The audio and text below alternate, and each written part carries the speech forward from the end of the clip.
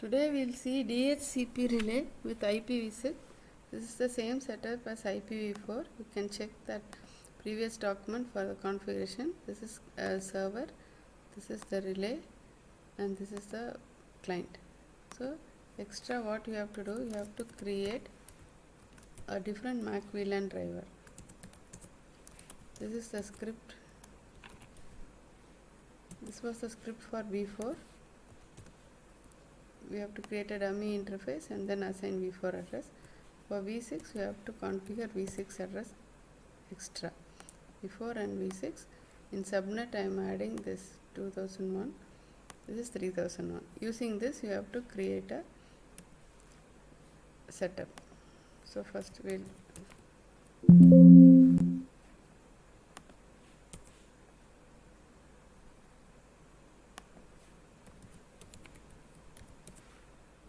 this is relay, this is client. So all are in 172 network. Let's this is these scripts I have already shared. I'm just running the script now.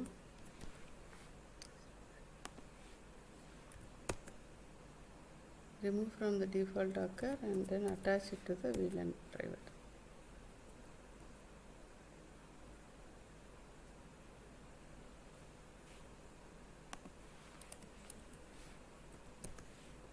So you will have 11.1.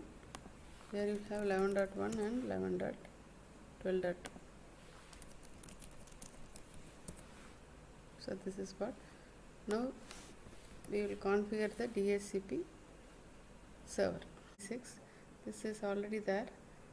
If you have not done, you can do it. This is for server. For server configuration, you have to copy this and then move to this file and give the subnet.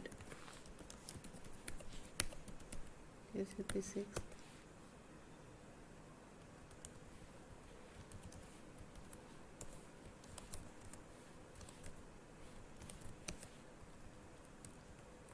So this is the connected interface and this is the different subnet. So then you have to go to this file and add this line. etc default server 6. Here you have to add this line. This V6 interface, you give the ETH1 interface.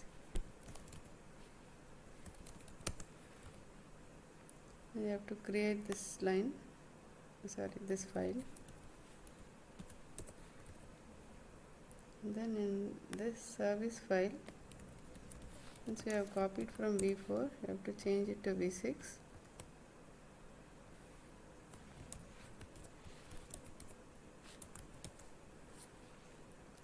And you can do a systemctl status isc okay. Server 6. You can just start it.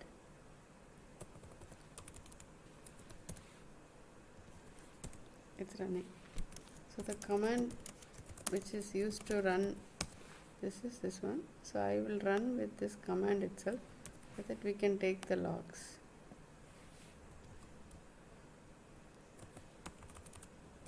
And stopping. I have inserted it. I will run with the -d option for debug option.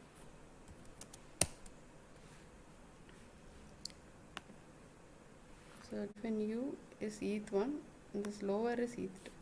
So just change this and we'll try to capture packet in ETH1.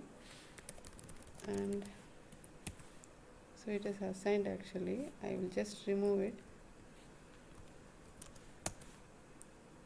So you can see the packets throughout. So this is the release packet. So it's the link local release. So you can see the packet capture in Mac ETH1.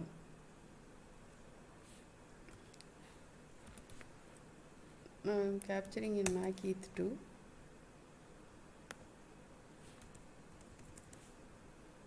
Just leave a space to check packets. Now again I am doing a request.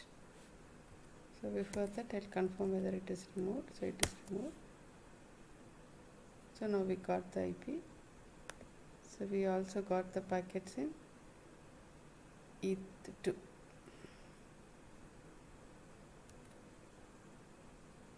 This is the server. You can see the reply packet, advertise NA and address and everything. These are all the multicast and unicast, all the things you can see. And here this is the relay which does a solicit message.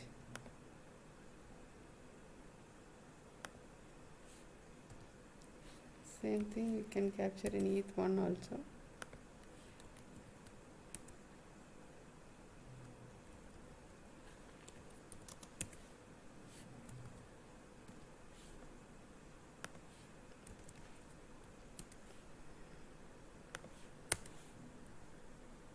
We got the IP I have captured.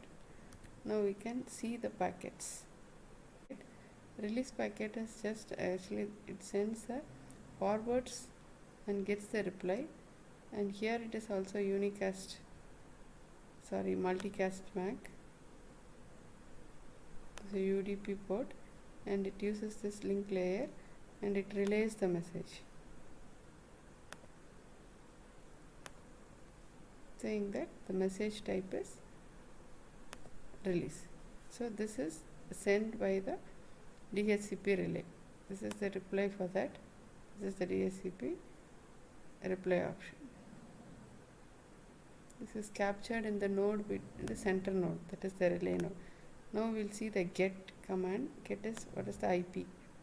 This is the server to client part, and this is the client to relay part.